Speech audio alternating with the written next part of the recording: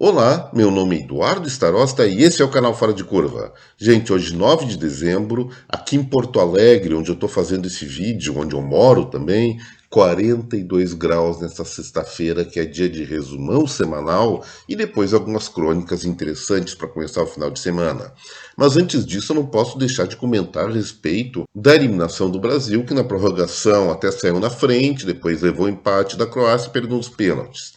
Realmente, alguns pontos a nossa seleção tem que melhorar. Pessoalmente, achei meio uma bobeira o gol que nós tomamos no final da prorrogação, mas faz parte do jogo. Se nós quiséssemos, afinal, ganhar todos os campeonatos do mundo, teríamos que escolher outro esporte, porque o futebol está muito equilibrado. Se nós queremos ganhar tudo de maneira fácil, por que nós não fazemos como os norte-americanos que criam seus próprios esportes?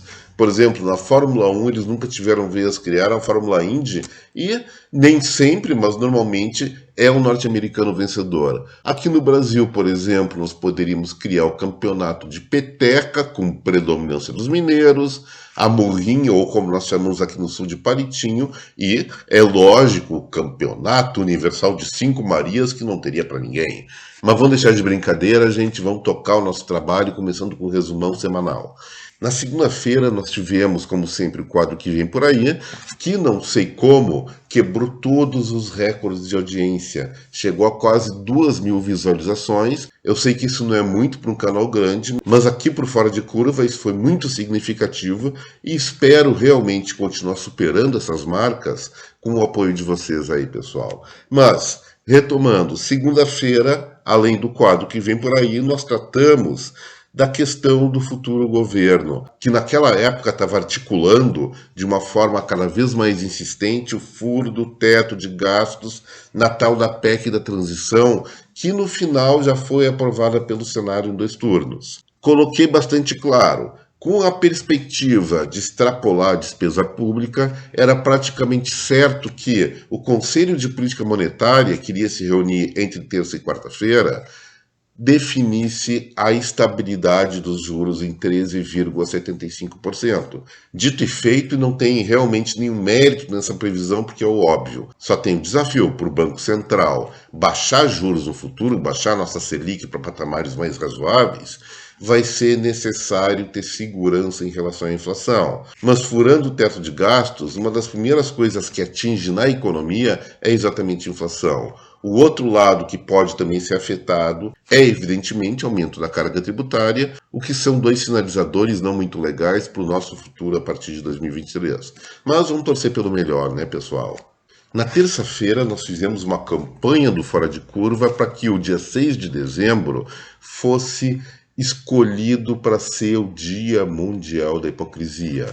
Fizemos alguns paralelos, tanto aqui no Brasil como no mundo, mostrando que seria o avanço em nome da legalidade, em nome da democracia, de coisas como censura, retenção ou prisão de pessoas por crime de opinião, ou seja, grandes maluquices que inclusive atentam contra a Constituição aqui do Brasil e de vários países do mundo, e as pessoas estão aceitando isso como se fosse uma boa, e não é uma coisa muito tranquila não, gente. E uma vez que, se nós abrirmos demais nosso coração e nossa mente, nós corremos o risco de termos algum boicote, contas bloqueadas, eventualmente até privação de liberdade, o que nós podemos fazer? Em vez de criticar, vamos festejar. Então, dia 6 de dezembro, se vocês assistirem o vídeo, vai estar muito bem justificado que deve ser consagrado como Dia Mundial da Hipocrisia. Na quarta-feira eu não fiz o Fora de Curva, minha voz estava muito ruim, nem eu conseguia me escutar, então me desculpem, mas no dia seguinte, ou seja, ontem, na quinta-feira, eu abordei 3 assuntos da maior importância. Quais foram eles? Primeiro, a aprovação da PEC da transição, evidentemente prevendo um aumento dos gastos públicos e suas consequências que nós já tratamos várias vezes aqui no Fora de Curva. Aumento de impostos e inflação principalmente, e um futuro econômico de médio prazo, não vou dizer no curtíssimo prazo porque eu estaria mentindo, mas de médio prazo, extremamente temeroso. O segundo ponto que eu tratei na quinta-feira foi a manifestação do todo-poderoso do PT, uma das figuras mais importantes, mas influentes dentro do futuro governo, Aloysio Mercadante, se manifestando contra o impeachment do presidente do Peru. Lembrando que antes do impeachment, 2 horas antes, para ser exato, ele deu um golpe de Estado. Em nome da democracia, em nome da liberdade, ele estava restringindo o direito de ir e vir e das pessoas se manifestarem. Espera aí. Em nome da democracia, as pessoas não podem se manifestar, o Congresso não pode votar, as pessoas não podem viver livremente. Isso é democracia? Eu vejo que o Aloysio Mercadante tem que criar uma desculpa muito boa para justificar essa besteirão que ele falou, vocês não acham? E o terceiro ponto é que a equipe de transição, estudando o setor elétrico brasileiro, fez uma advertência. O governo Bolsonaro provocou um rombo de 500 bilhões de reais na questão energética do Brasil, no setor elétrico.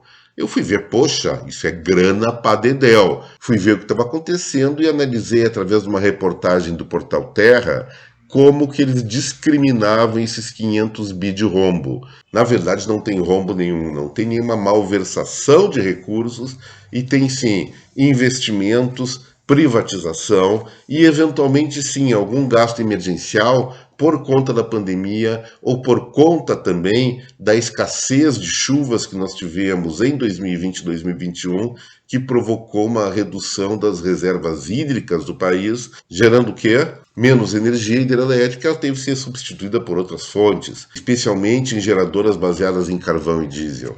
Nada mais normal, isso aí que deveria acontecer. Então, a meu ver, esse rombo de 500 bi é lorota.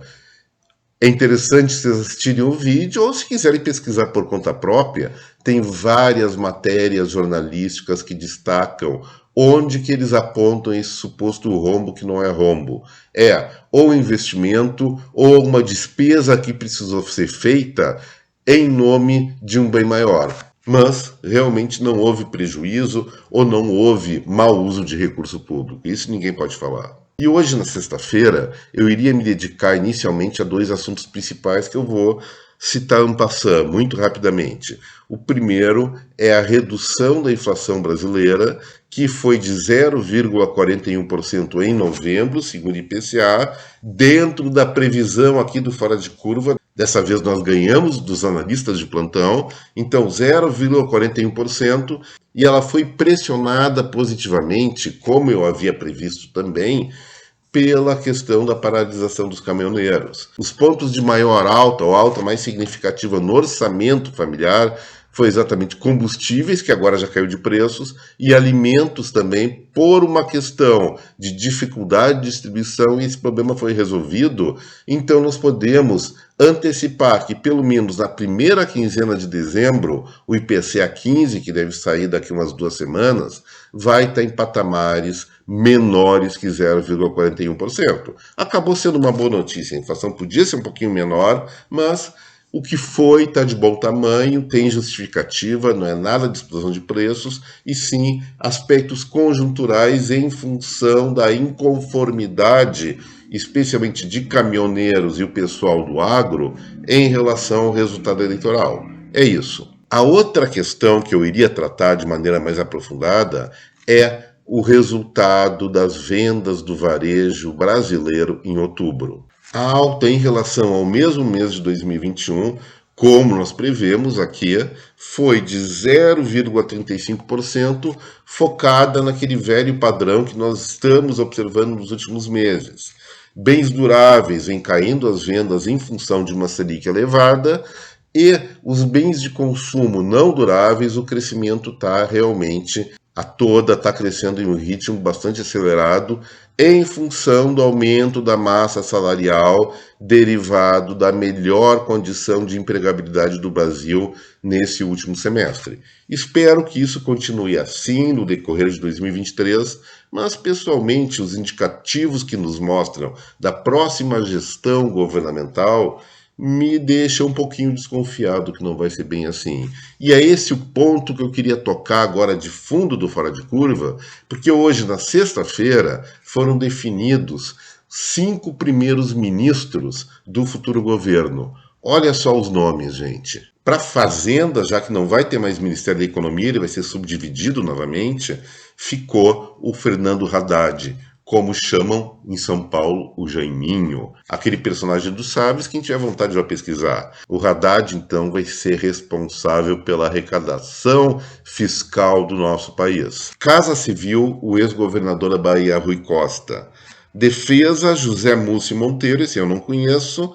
Justiça, o ex-governador do Maranhão, que era do PCdoB, agora está no PSB, o Flávio Dino.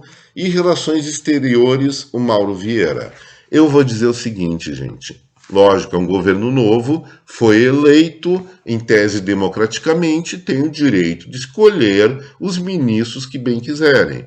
Mas essa escolha mostra alguma coisa que eu não via no meu cenário, ou pelo menos preferiria não ver.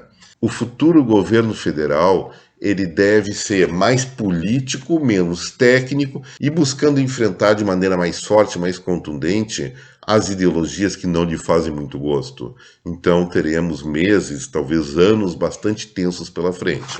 Mas vamos deixar a coisa acontecer, eu espero estar errado, eu espero que volte o Lulinha Paz e Amor de 2003, mas sem tanta treta que acabou gerando no seu governo, e que nós tenhamos um bom futuro. Mas olhando a nominata dos ministros, nós podemos ver um futuro de muito enfrentamento. E agora, gente, vamos descontrair um pouquinho e falar de coisas mais amenas, afinal de contas é uma sexta-feira, tudo bem, o Brasil saiu da Copa, mas nesse calorão, vamos curtir uma cervejinha, não vou dizer que para pegar um destilado está muito quente para tomar bebida quente, afinal de contas.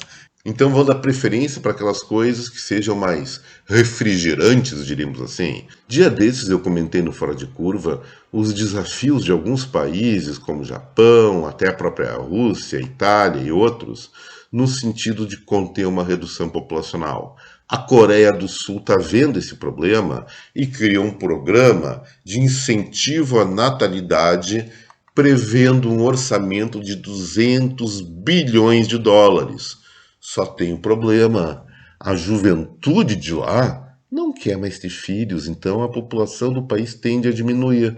Aí, o brilhantismo do governo sul-coreano resolveu a situação.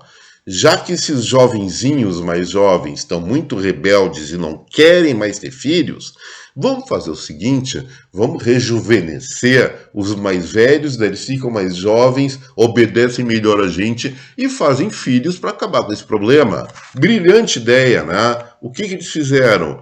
Criaram simplesmente uma lei que os sul-coreanos vão rejuvenescer a partir da sua data de nascimento em até 2 anos. Será que isso vai ter efeito prático para criar mais sul-coreaninhos?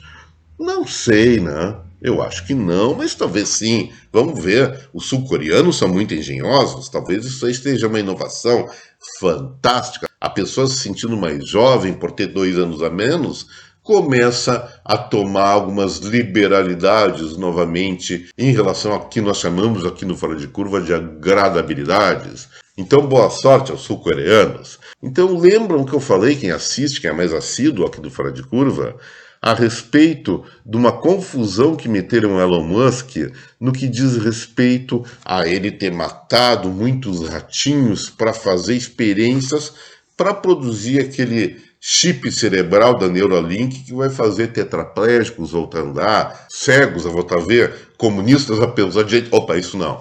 Então, cegos a voltar a ver. E o que aconteceu?